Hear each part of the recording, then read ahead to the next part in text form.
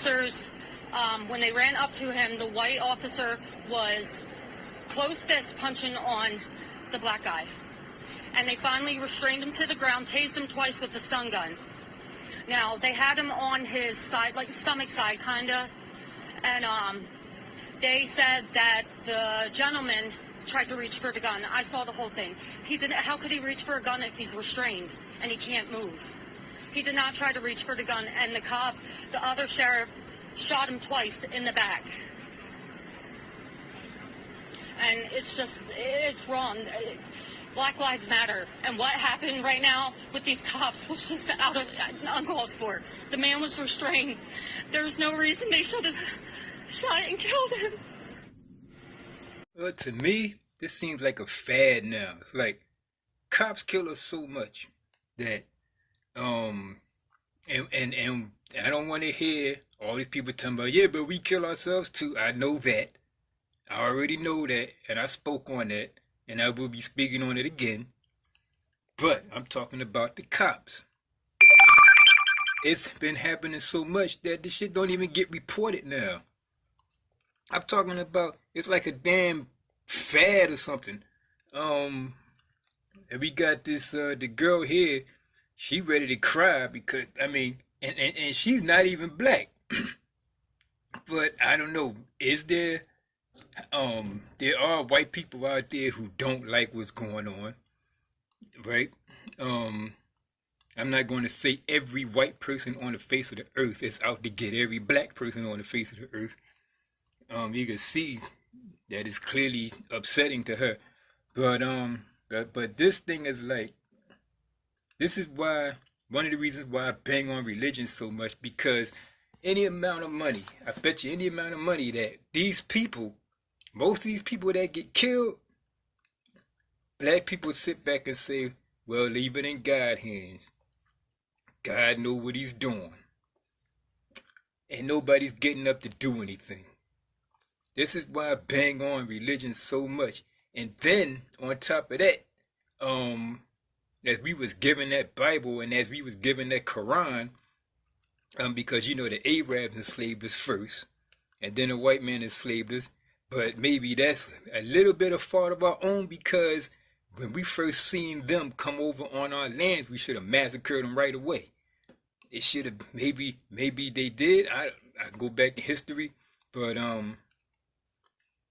instead we smile up in their faces because it repeats itself. History repeats itself, for real. Right now, in the neighborhoods that I live in the black neighborhoods, we let everybody come into our neighborhood and make all the money. I'm saying that to say that we have this thing in our head that that white people are superior to us and that other races are superior to us. Why? Why do I say that? Because most of the time we are trying to look like them and act like them and hang out with them and try to be a part of their societies, especially in their school systems. Malcolm X said, don't let your enemy teach your children. We in their school children and their school systems, and they teach our children that the white man is the best thing on the planet. Our forefathers, what is Thomas Jefferson and all of these guys that owned slaves, and most of them was a bunch of damn perverts. And then we got the Bible with the white Jesus, and we you know, I know we got the Hebrews teaching us that, you know, Jesus was black and everything. Frankly, I don't believe he ever existed. And then in Revelations, it don't even talk about a black man named Jesus. You need to read that real carefully. But from the slavery, when we was given the white Jesus, we now think that, damn, if Jesus is white, that means his daddy must have been white. This is just how the mindset goes. That means his daddy must have been white. So white people must be over us. So that puts you in the bind right there. Because look, it just so happened that when we got the Bible, in slavery, it says, slaves obey your masters. Slaves obey your earthly masters. It say forgive 7 times 70 or something like that. And there's another scripture that say, forgive those that despitefully use you. This is all the shit that's in our heads from this book, this so-called holy book. And we believe that vengeance is mine, saith the Lord. So we sit around and don't do nothing about them killing us, about them massacring us in the street, about them moving in our neighborhoods, making all our money. We are the slaviest people on the planet. And the thing about it, we're not even trying to get out of it. The masses of black people is not even trying to get out of it. And we got too much information not to be trying to get out of it. Too much information, man. We got all these brothers. We got Brother Polite, and all y'all do is talk shit about him. We even got Pharaoh. We got Sinetta. We got Dr. Boyce Watkins. We got y'all probably got some shit to say about him. We got Dr. Umar Johnson. Man, we got what's his name? I